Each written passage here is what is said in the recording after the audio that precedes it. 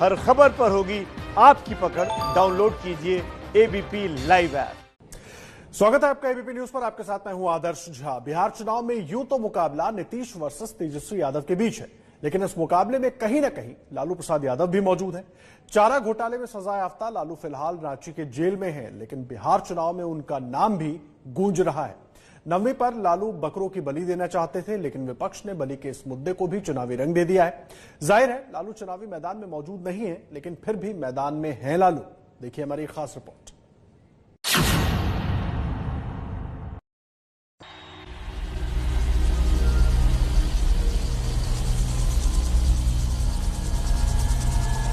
महाभारत का बिगुल बज चुका है।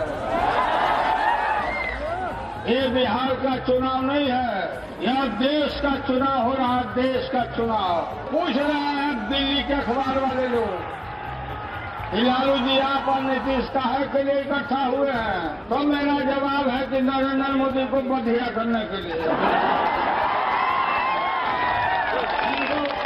बधिया का क्या गुजरात लौटा देना है।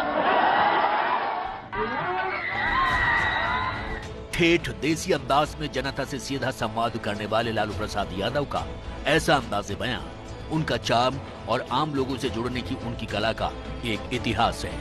लालू यादव की चुटीली भाषा शैली और संवाद की कला के देश से विदेश तक चर्चा होती रही है। मेरे पैरों में घुंघरू बांध दो, अब मेरा जाल देखो।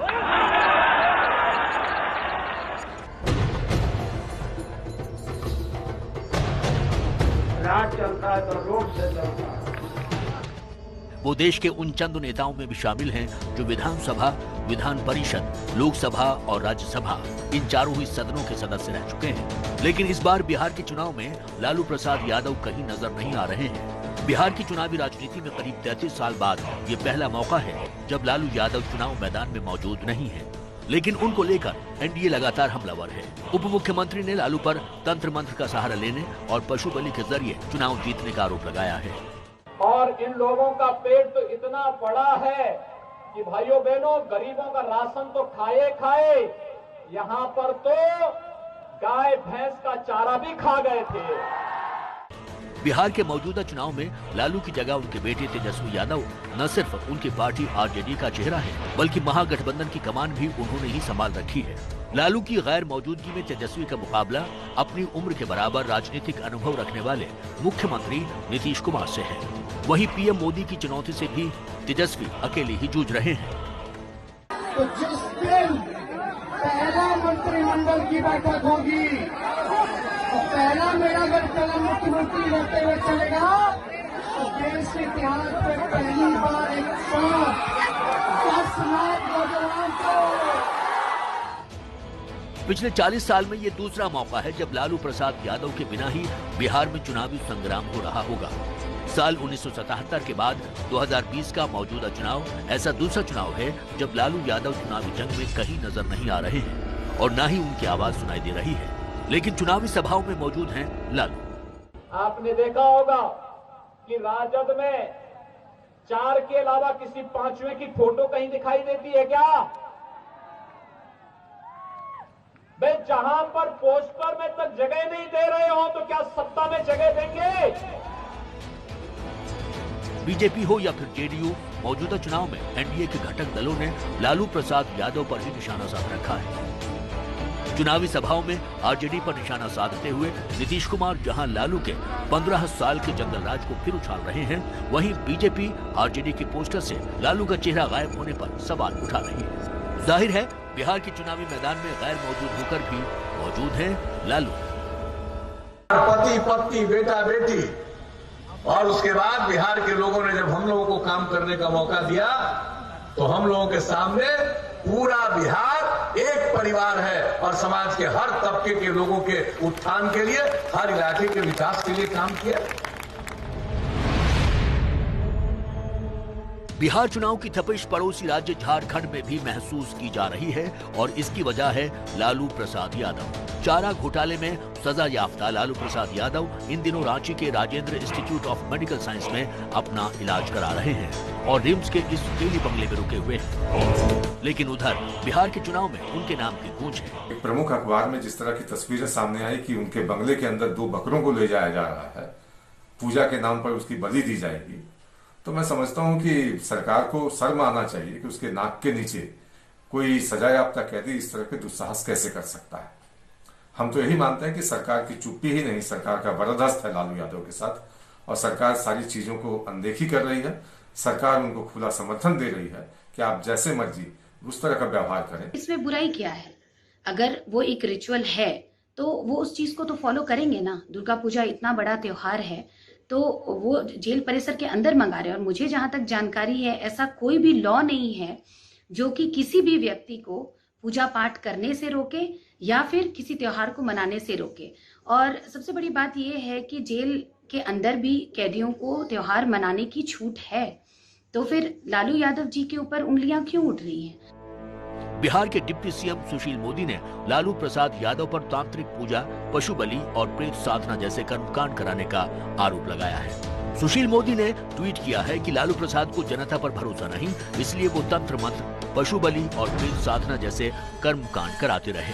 चुनाव के पहले 9वें के दिन वो 3 बकरों की बलि देने वाले हैं। एक और ट्वीट में सुशील मोदी ने लिखा, लालू प्रसाद इतने अंधविश्वासी हैं कि उन्होंने न केवल तांत्रिक के कहने पर सफेद कुर्ता पहनना छोड़ा, वो 3 साल पहले मुझे मारने के लिए भी तांत्रिक अनुष्ठान करा चुके हैं। दरअसल लालू प्रसाद इस बार नवरात्र में बकरों की बलि देने का मन बना चुके थे और 2 बकरे रिम्स के इस केली बंगले में लाए भी गए, लेकिन अब उनकी ये मनौती अधूरी ही रह गई है। बकरे वापस होने से पहले सेवादार इरफान अंसारी ने ऑफ कैमरा बताया कि पूजा पाठ के शौकीन लालू के निर्देश पर बकरे की बलि दी जाने वाली थी, लेकिन इस मामले को तूल पकड़ते हुए जिला प्रशासन ने रात के अंधेरे में बकरों को वापस बंगले से बाहर निकाल लिया है। बावजूद इसके लालू के इस बलि विवाद ने अब बिहार चुनाव में घमासान मचा दिया है। अब हम लोगों को क्या कहना है? अरे अपने पिता और माता की जगह पर आने की कोशिश कोई कर रहा है, अरे क्या ये करेंगे? कल मौका मिला, क्या किया? क्या चीज का ज्ञान है, किस चीज का अनुभव है? और हम लोगों ने चाहे केंद्र में रह करके काम किया। पिछले 40 साल में पहली बार बिहार के चुनाव से गायब हुए लालू यादव को उनकी पार्टी आरजेडी ने अपने चुनावी पोस्टर से भी गायब कर दिया है। आरजेडी के पोस्टर में लालू की जगह अब उनके बेटे तेजस्वी की तस्वीर है। नई सोच, नया बिहार और युवा सरकार। अब की बार के नारों से लैस आरजेडी के इन पोस्टरों से पार्टी के संस्थापक का ही चेहरा गायब है। उप मुख्यमंत्री सुशील कुमार मोदी ने आरजेडी की छवि बदलने वाले इन पोस्टर्स पर व्यंग कसते हुए कहा है कि एनडीए पर अक्सर आरोप लगते हैं कि केंद्र और बिहार सरकार लालू के चुनाव से पहले रिहा होने में अड़ंगा लगा रही है, लेकिन सच्चाई यह है कि अगर लालू प्रसाद जेल से बाहर आएंगे तो इसका फायदा आरजेडी से ज्यादा एनडीए को ही मिलेगा। जाहिर है ये बात आरजेडी और खुद लालू भी खूब जानते हैं कि विरोधी चुनाव में एक बार फिर उनके 15 साल के शासन पर सवाल उठाकर सत्ता में वापसी कर सकते हैं। शायद इसीलिए तेजस्वी यादव अपने चेहरे के दम पर चुनाव मैदान में है। उधर आरजेडी की इस चुनावी चाल को एनडीए भी भांप गया है और इसीलिए बीजेपी जहां लालू को लेकर आरजेडी पर सवाल उठा रही है, वहीं नीतीश कुमार अपने चुनावी भाषणों में लोगों को लालू राबड़ी राज की याद दिला रहे हैं। तो यहाँ केवल एक परिवार देश के अंदर शासन करे, ये कांग्रेस चाहता था और राजद भी। आपने देखा होगा कि राजद में 4 के अलावा किसी 5वें की फोटो कहीं दिखाई देती है क्या? भाई जहां पर पोस्टर में तक जगह नहीं दे रहे हो तो क्या सत्ता में जगह देंगे? लालू का राज में आलू का बेमाना हुआ। लालू का राज में आलू का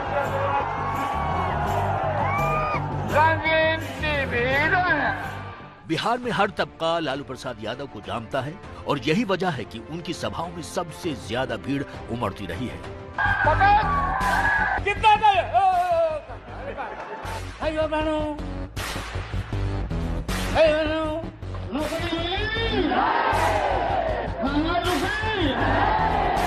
जब तबला बजेगा धीम धीम का एक आदमी पर बैठेगा 3 दिन में बताना चाहता। यही वजह है कि लालू यादव की गैर मौजूदगी से इस बार राज्य के मतदाता भी उनके भाषण और अंदाज के पुराने दौर को सिर्फ याद ही कर सकते हैं। ये अलग बात है कि चारा घोटाले में सजा काट रहे लालू पर्दे के पीछे से बिहार की चुनावी महाभारत में मौजूद हैं।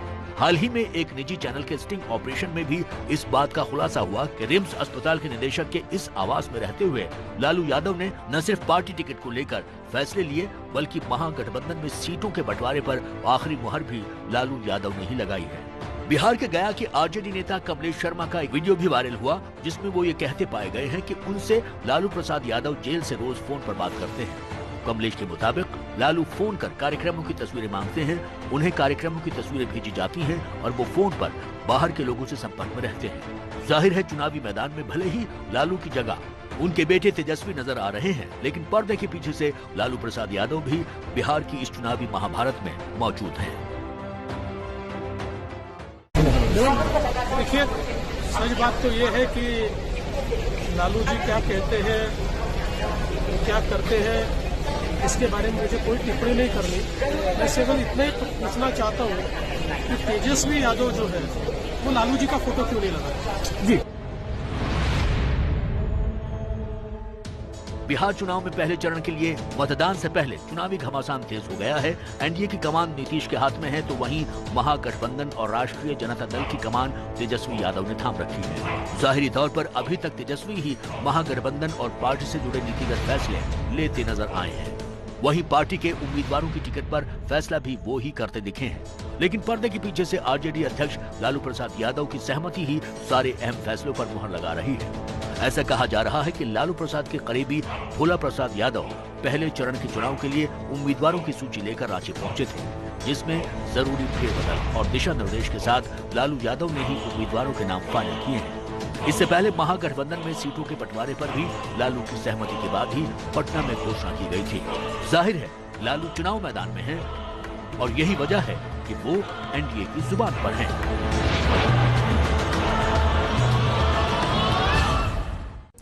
एबीपी न्यूज सी वोटर के सर्वे में तो एनडीए की सरकार बनती दिख रही है, लेकिन बिहार की जमीन पर भीड़ कहीं और दिख रही है। हम बात कर रहे हैं तेजस्वी यादव की चुनावी सभाओं की, जहां जनसैलाब उमड़ रहा है। इस भीड़ के मायने क्या है? क्या ये महज भाषण सुनने आई है या भीड़ वोट में भी तब्दील होगी? देखते हैं।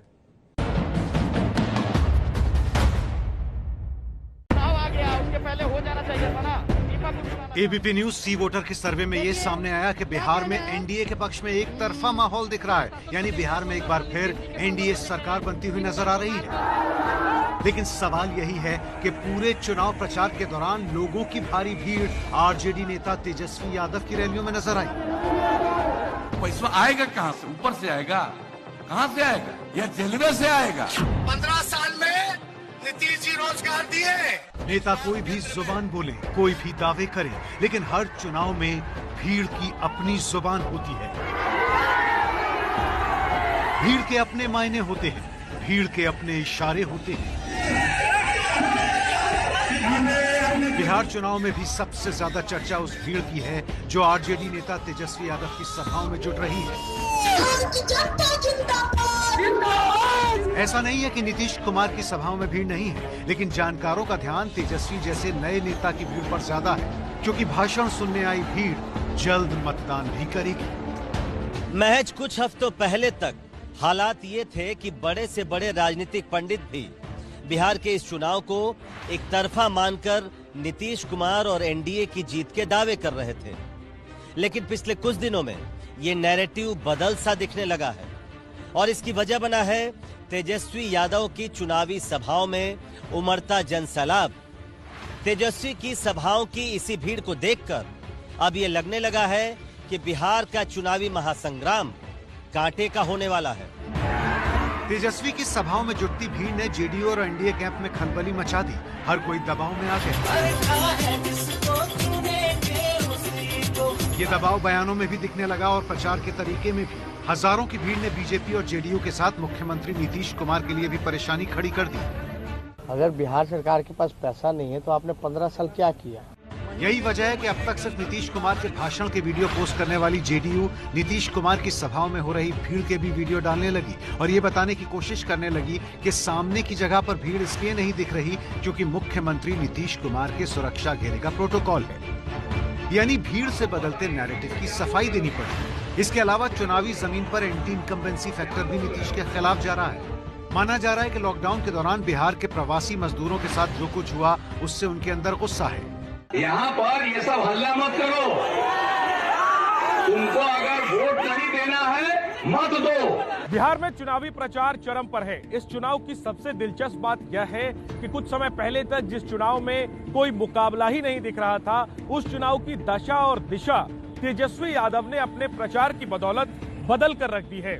जरा सोचिए, पिता लालू यादव जेल में, परिवार में सब कुछ ठीक नहीं, पार्टी में बड़े नेताओं की बगावत और इन सब के बीच तेजस्वी यादव के सामने चुनौती कि वो अपने पिता लालू यादव जैसे कद्दावर नेता की छवि से निकले और अपना खुद का मकाम बनाए। तेजस्वी ने एक रणनीति बनाई और इसी के तहत वो आगे बढ़े। ध्यान दीजिए, आरजेडी के चुनावी कैंपेन में लालू प्रसाद यादव की तस्वीर किसी बैनर, होर्डिंग या प्रचार सामग्री में नहीं दिख रही। नीतीश ने जेडीयू कार्यकर्ताओं से कहा कि बिहार के नौजवानों को बताएं कि लालू के जंगल राज में प्रदेश का क्या हाल था। तो अपने बाप से पूछो, अपने माता से पूछो कि कहीं कोई स्कूल था। लेकिन तेजस्वी इन बातों से आगे निकल चुके हैं। वो लालू के बारे में बात नहीं करते, वो लालू के MY कॉम्बिनेशन की बात भी नहीं करते। सारा फोकस तेजस्वी को नए नौजवान नेता के रूप में प्रोजेक्ट करने का है। तेजस्वी ने मुद्दे भी वही उठाए जिनका जनता से सीधा सरोकार है। नीतीश के खिलाफ एंटी इनकम्बेंसी के असर के बीच तेजस्वी अपनी सभाओं में 2-3 चीजों पर ही फोकस करते दिखे। उनका सबसे बड़ा दांव कि उनकी सरकार आते ही नौजवानों को 10 लाख सरकारी नौकरियां दी जाएंगी। नौजवानों सुनो, मुख्यमंत्री बनते ही मेरा पहला कलम चलेगा तो एक साथ देश के इतिहास में पहली बार 10 लाख नौजवानों को सरकारी नौकरी। बेरोजगारी मुद्दा है, मजदूर, किसान, बेबसी, शिक्षा चौपट, चिकित्सा चौपट, बिहार को विशेष राज्य का दर्जा, विशेष पैकेज कहा गया। 10 लाख का जो उसने दिया है उस पर लोग विश्वास कर रहे हैं। उसी तरह विश्वास कर रहे हैं जैसे प्राइम मिनिस्टर ने 15 लाख का कहा। विश्वास की बात है ना, करे या न करे, ये तो राज आने के बाद देखा जाएगा। बिहार के युवाओं में इस बार अहमियत क्या है, इसे जानने के लिए सबसे पहले युवाओं से जुड़े ये आंकड़े जानना जरूरी है।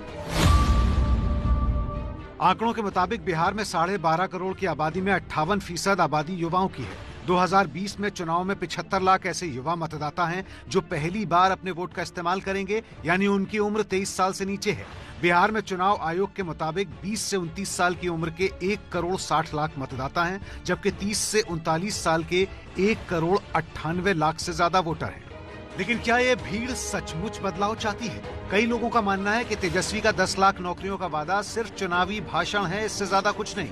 सबसे बड़ा मुद्दा होना चाहिए कि बिहार में रोजगार का व्यवस्था होना चाहिए। बेरोजगारी है मुद्दा, बिहार से जो कमाने जाते हैं मुंबई, वो मुद्दा हो गया। रोजगार के मुद्दे पे आपको क्या लग रहा है कौन पार्टी काम करेगी? आरजेडी।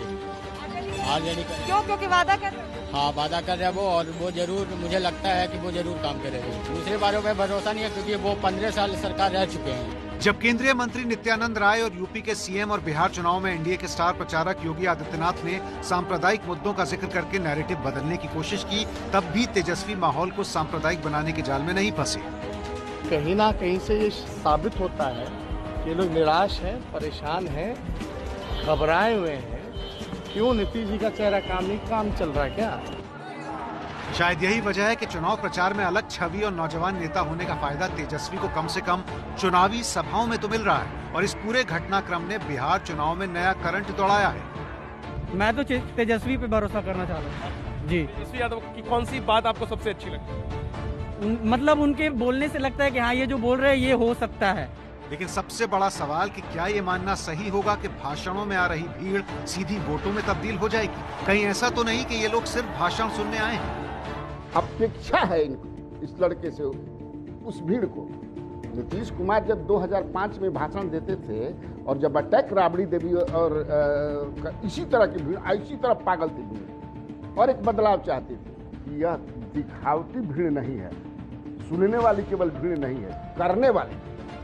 और सबसे बड़ा सवाल जो तेजस्वी का भविष्य तय करेगा वो ये है कि क्या ये भीड़ वाकई तेजस्वी में भविष्य का नेता दिख रही है या फिर मामला 10 लाख नौकरियों के वादे का ही है। ये साफ है कि तेजस्वी बिहार की राजनीति में लंबे समय तक टिकने वाले हैं, लेकिन क्या ये भीड़ वाकई कुछ कहती है? ये जानने के लिए हमें 10 नवंबर तक का इंतजार करना होगा, जब बिहार चुनाव के नतीजे आएंगे।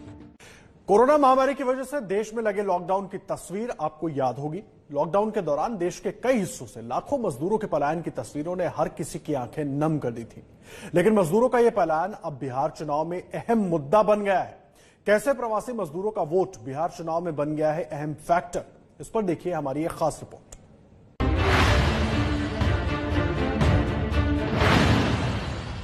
देश ही नहीं दुनिया भर के मजदूरों का ये सदियों पुराना वो ख्वाब है जो आज भी हकीकत बनने के सफर में है। इतिहास गवाह है कि अपने मेहनत का हिस्सा मांगने वाले मजदूरों के नसीब में हमेशा भूख, गरीबी, पलायन और बेरहमी ही आई है।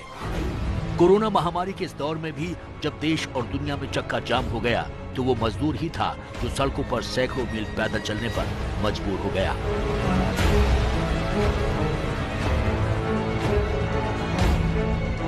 वो मजदूर ही था जो रेल की पटरियों पर बेमौत मरा और वो मजदूर ही था जिसने मौसम और प्रशासन के सितम को अपनी आखिरी सांस तक सहा था।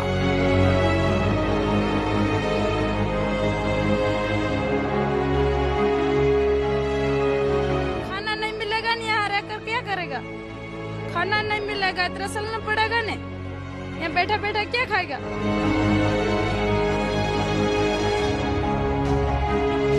मार्च के महीने में देश भर में लगे लॉकडाउन की ये तस्वीरें भला कौन भुला सकता है, जब मजदूरों की ऐसी दुर्दशा और उन पर बरसती मुसीबतों ने पत्थर दिल लोगों को भी रुला दिया था।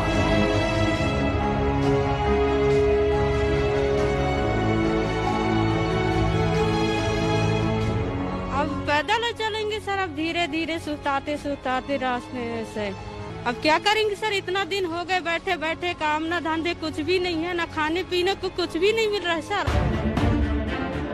केंद्र सरकार ने संसद में बताया है कि कोरोना महामारी की वजह से देश भर में लगाए गए लॉकडाउन के दौरान 1 करोड़ 6 लाख मजदूर अपने गांवों और शहरों को वापस लौटे हैं। जाहिर है इनमें बड़ी संख्या बिहार लौटने वाले प्रवासी मजदूरों की ही होगी, क्योंकि एक आकलन के मुताबिक करीब 50 लाख मजदूर देश के अलग अलग हिस्सों से बिहार वापस लौटे हैं।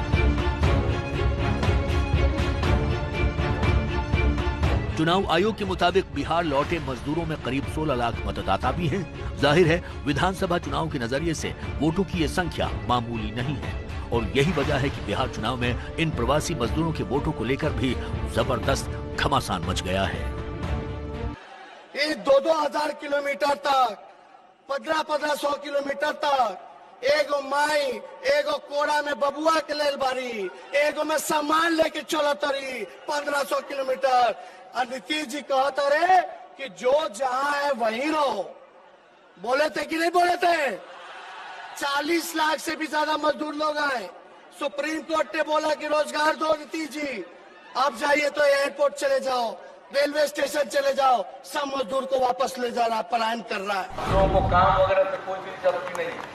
आप देखते नहीं लोग हम ही पर कुछ कुछ बोलते रहता है, खूब बोलता है, हमको बड़ा अच्छा लगता है, खूब बोलो, हम बधाई देते हैं, जितना मन करे उतना बोलो, हमको उससे कोई मतलब नहीं, क्योंकि हम जानते हैं न काम का अनुभव है न जानकारी कि कैसे काम किया जाता है।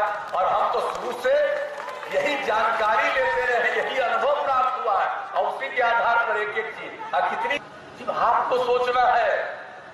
लोग बाएं दाएं करने वाले कुछ करने वाले नहीं हैं।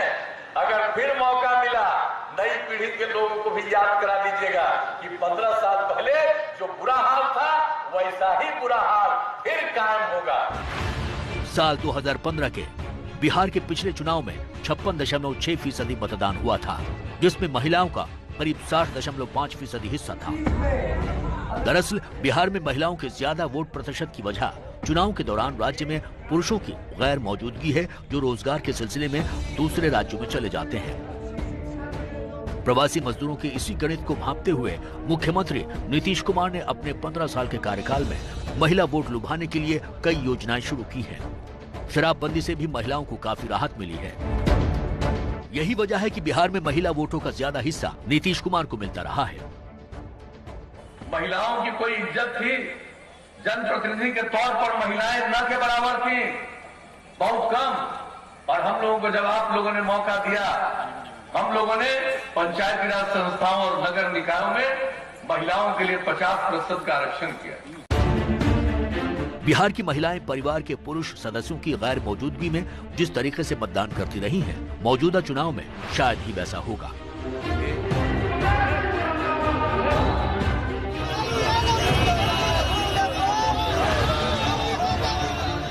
दरअसल चुनाव आयोग के मुताबिक करीब 16 लाख प्रवासी मजदूर इस बार चुनाव में वोट करेंगे। ये वो मजदूर हैं जो लॉकडाउन के दौरान नौकरी गंवाकर और तकलीफें उठाकर अपने घर वापस लौटे हैं।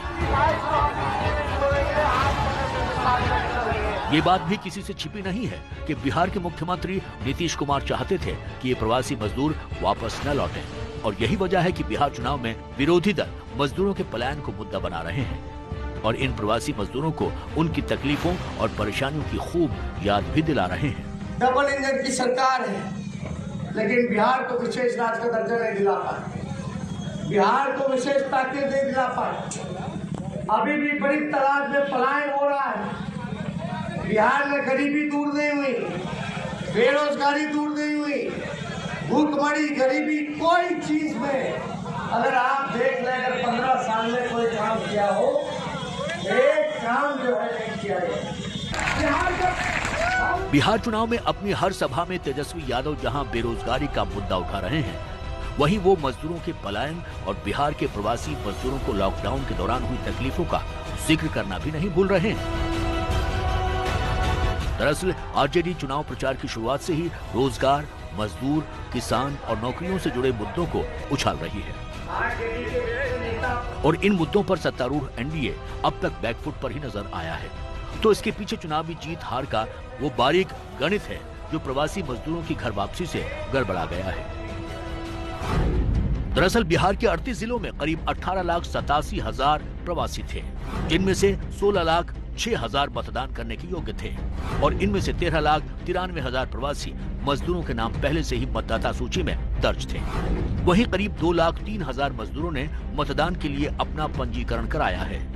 अब यही प्रवासी मजदूर बिहार में चुनावी समीकरण को बना और बिगाड़ सकते हैं। बिहार का देखिए बेरोजगारी का केंद्र बन चुका है। 46.6% बिहार का जो है बेरोजगारी दर है। एक कारखाना लगाया इन्होंने, टूरिज्म को बर्बाद कर दिया, गया को बर्बाद कर दिया, छोटे मोटे व्यवसायिकों को बर्बाद कर दिया।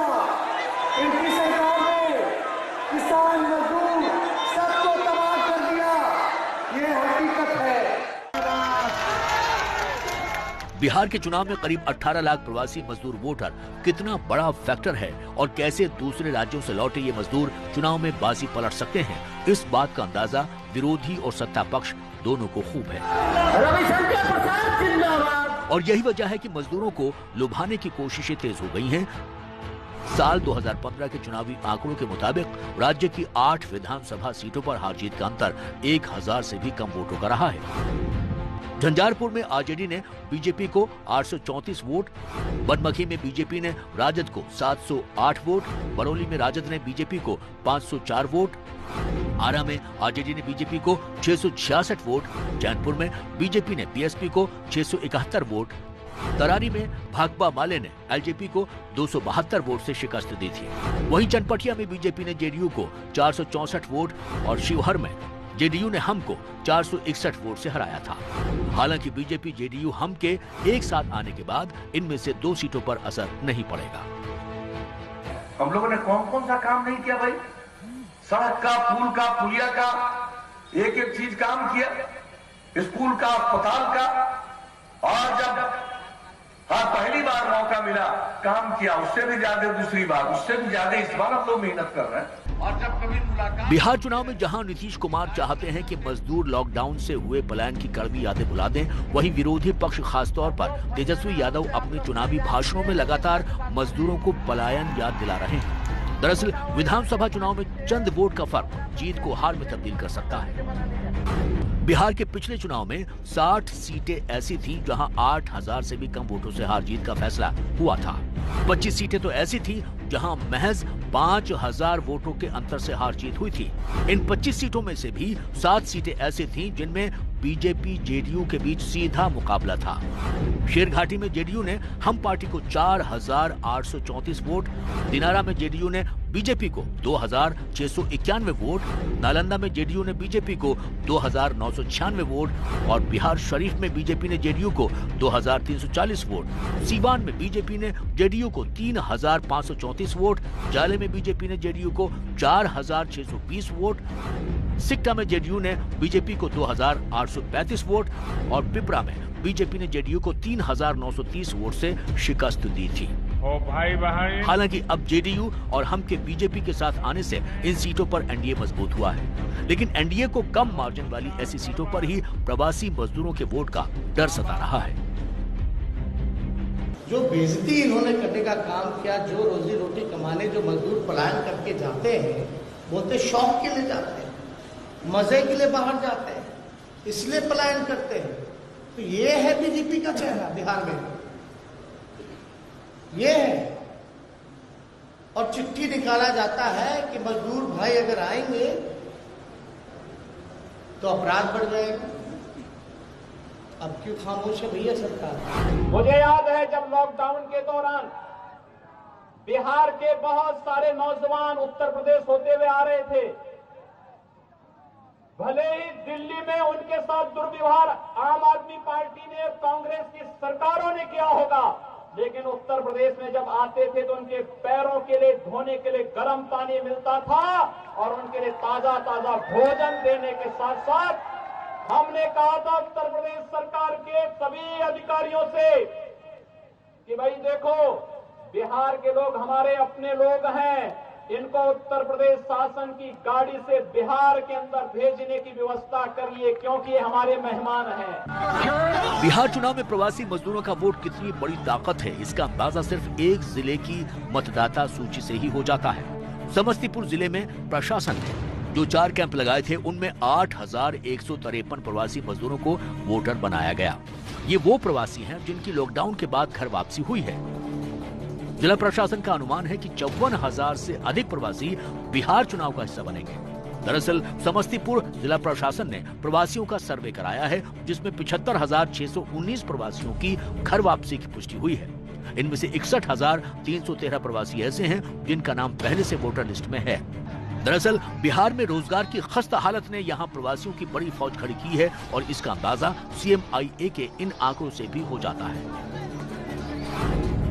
सितंबर 2020 में भारत में बेरोजगारी दर जहां 6.7% थी, वहीं बिहार में 11.9%, जबकि साल 2017-18 में बिहार में बेरोजगारी दर 9% थी। साल 2018-19 के पीरियोडिक लेबर फोर्स सर्वे के मुताबिक बिहार के 45.1% लोगों को, 16.3% को कंस्ट्रक्शन और 11.8% लोगों को छोटे बड़े कारोबार से रोजगार मिला है। प्रधानमंत्री रोजगार योजना के तहत 2019 तक बिहार में करीब 33,076 लोगों को रोजगार मिला है, जबकि राज्य के रोजगार कार्यालय में करीब 26,80,000 लोगों ने अपना नाम दर्ज कराया है। बिहार में सरकारी और गैर सरकारी नौकरियों की हालत तो और भी खराब है। पुलिस, स्वास्थ्य और शिक्षा जैसे विभागों में हजारों सरकारी नौकरियों के पद खाली पड़े हैं और अगर बात मजदूरों की करें तो हालात और भी बदतर हैं। लॉकडाउन के दौरान करीब 50 लाख प्रवासी मजदूरों को काम गंवाकर बिहार वापस लौटना पड़ा था। नए मनरेगा कार्ड के मामले में भी बिहार दूसरे नंबर पर है। पिछले महीने में यहाँ 11,22,000 नए जॉब कार्ड बने हैं, यानी बिहार में इतने बेरोजगार और बढ़ चुके हैं। जाहिर है चुनावी मौसम में बिहार में रोजगार के ऐसे हालात राजनीतिक दलों को आपदा में अवसर नजर आ रहे हैं। यही वजह है कि प्रवासी मजदूरों के वोट बैंक में सेंध लगाने का मच गया है घमासान।